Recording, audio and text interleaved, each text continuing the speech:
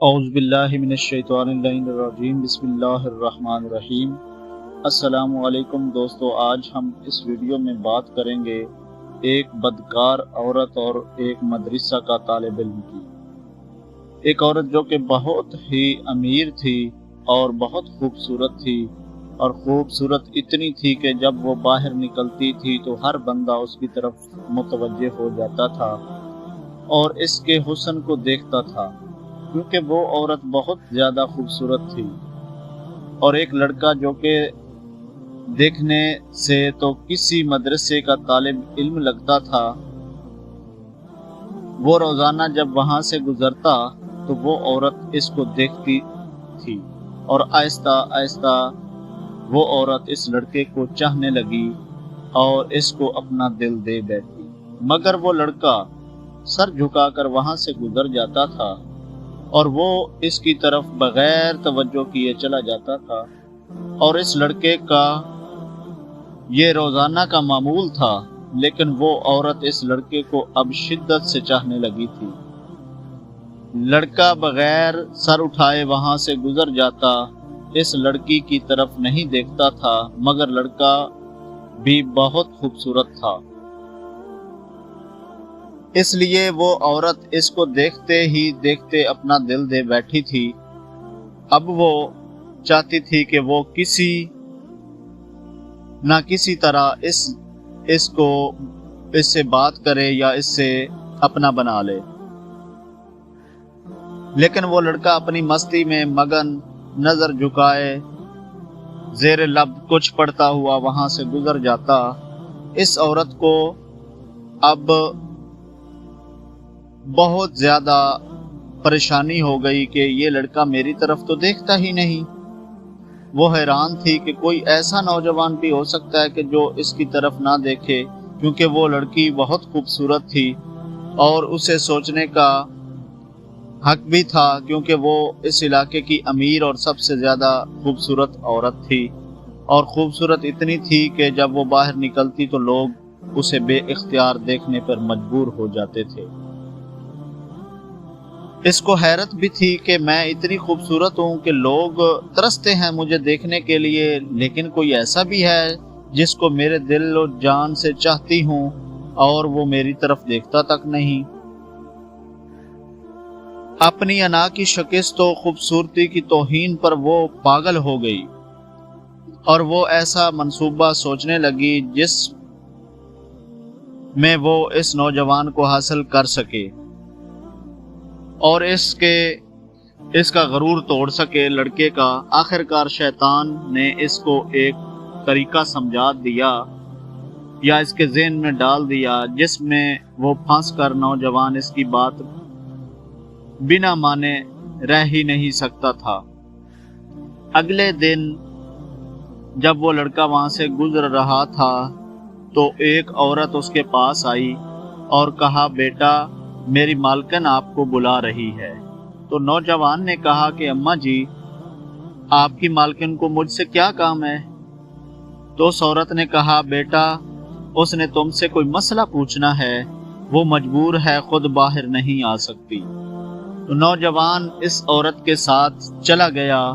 اس کے وہم و گمان میں بھی نہیں تھا کہ وہ عورت جو اس کو بلا رہی ہے اس کا منصوبہ کیا تھا، وہ کیا چاہتی ہے۔ وہ تو اپنی فطرتی سادہ دلی اور اس کی مدد کرنے کے لیے چلا گیا۔ اس کے ذہن میں تھا کہ شاید وہ کوئی بوڑھی عورت ہوگی یا کسی بیماری کی وجہ سے باہر نہیں آ سکتی، تو اس لیے وہ ساتھ چلا گیا۔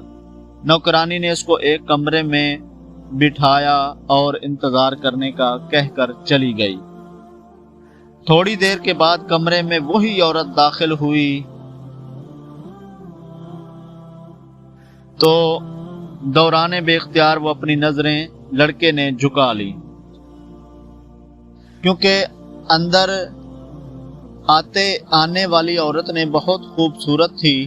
نوجوان نے پوچھا، جی بی بی آپ نے کون سا مسئلہ پوچھنا ہے؟ عورت کے چہرے پر ایک شیطانی مسکراہٹ سی آ گئی اور اس نے اپنے دل کا حال کھول کر رکھ دیا اور کہا کہ میری سب سے پہلی اور بڑی خواہش یہ ہے کہ میں ایک دفعہ تمہیں حاصل کر لوں۔ نوجوان یہ بات سن کر کانپ گیا اور کہنے لگا، اللہ کی بندی، اللہ سے ڈرو، گناہ کی طرف مائل ہو رہی ہو۔ اور اس عورت نے سب کو سمجھایا، لیکن اس لڑکے نے عورت کو بہت سمجھایا، لیکن عورت پر تو شیطان غالب ہو چکا تھا۔ اس نے کہا، یا تو پھر تم میری خواہش پوری کرو گے یا بغیر شور، یا پھر میں شور مچا دوں گی کہ تم زبردستی میرے گھر میں داخل ہونے کی ہوئے ہو اور میری عزت پر حملہ کیا۔ نوجوان یہ بات سن کر بہت پریشان ہوا۔ اس نے اپنی عزت کی طرف بھی محفوظ نظر نہیں آ رہی تھی۔ اس کی بات نہ مانتا تو گنہگار ہوتا تھا، اور نہ مانتا تو لوگوں کی نظروں میں بھی جرمدار ہونا تھا۔ اس نے اگر اس کی بات مان لیتا تو اللہ کے حضور وہ گنہگار ہو جاتا۔ تو وہاں اس پر اس قسم کی الزام لگ جاتا، جہاں پر اتنے لوگ اس کی عزت کرتے ہیں تو بندے کے پلے کچھ بھی نہیں رہتا۔ اس لیے وہ بیچارہ بہت پریشان ہو چکا تھا۔ دل ہی دل میں اللہ کی طرف متوجہ ہوا اور اللہ تعالیٰ سے مدد چاہی تو اس کے ذہن میں ایک ترکیب آئی۔ اس عورت نے کہا کہ ٹھیک ہے، میں تمہاری خواہش، اس نے عورت کو کہا کہ ٹھیک ہے، میں تمہاری خواہش پوری کرنے کے لیے تیار ہوں، لیکن مجھے پہلے بیت الخلاء جانے کی حاجت ہے۔ تو اس عورت نے اس کو بیت الخلاء کا رستہ بتا دیا۔ اس لڑکے نے بیت الخلاء میں جا کر اپنے اوپر ڈھیر ساری غلاظت مل لی اور اس عورت اور واپس آ گیا۔ جب وہ کمرے میں آیا تو اپنے اوپر اس نے غلاظت ملی ہوئی تھی، تو جب اس عورت کی نظر اس پر پڑی تو اس عورت چلا اٹھی، تم نے یہ کیا کیا ظالم، مجھ جیسی اتنی نفیس لڑکی کے سامنے اتنی گندی حالت میں آ گئے، دفع ہو جاؤ، نکل جاؤ میرے گھر سے۔ نوجوان وہاں سے فوراً نکل گیا اور قریب ہی ایک نہر میں اپنے آپ کو، اپنے کپڑوں کو اچھی طرح پاک کیا اور اللہ تعالیٰ کا شکر ادا کرتا ہوا واپس مدرسہ چلا گیا۔ نماز کے بعد جب وہ قرآن پڑھنے بیٹھا تو استاد نے کہا کہ آج بہت پیاری خوشبو آ رہی ہے، کس طالب علم لگائی ہے؟ وہ نوجوان سمجھ گیا کہ میرے جسم سے ابھی بدبو نہیں گئی، استاد جی طنز کر رہے ہیں، کہ وہ اپنے آپ میں سمٹ گیا اور اس کی آنکھوں میں آنسو آ گئے۔ تھوڑی دیر کے بعد استاد جی نے پوچھا کہ یہ خوشبو کس نے لگائی ہے، لیکن وہ خاموش رہا۔ آخرکار استاد نے ایک ایک کر کے سب کو بلایا اور خوشبو سونگھنے لگا۔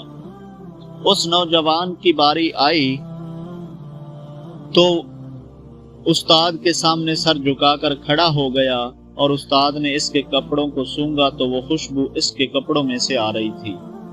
استاد نے کہا کہ تم کیوں نہیں بتا رہے تھے کہ یہ خوشبو تم نے لگائی ہے؟ نوجوان رو پڑا اور کہا کہ استاد جی اب مجھے اتنا زیادہ شرمندہ نہ کریں، مجھے پتا ہے کہ میرے کپڑوں سے بدبو آ رہی ہے، لیکن میں مجبور تھا۔ اور اس نے سارا واقعہ استاد کو سنایا۔ استاد نے کہا میں تمہارا مذاق نہیں اڑا رہا تھا، خدا کی قسم تمہارے کپڑوں سے واقعی ایسی خوشبو آ رہی ہے جو آج تک میں نے کبھی نہیں سونگھی، اور یقیناً یہ اللہ تعالیٰ کی طرف سے ہے، کیونکہ تم نے اپنے آپ کو گناہ سے بچانے کے لیے اپنے آپ کو گندگی لگا کر پسند کر لیا، لیکن اللہ پاک کی ذات نے آپ کے اوپر ایسی خوشبو چھڑک دی کہ جو اس دنیا کی نہیں لگتی۔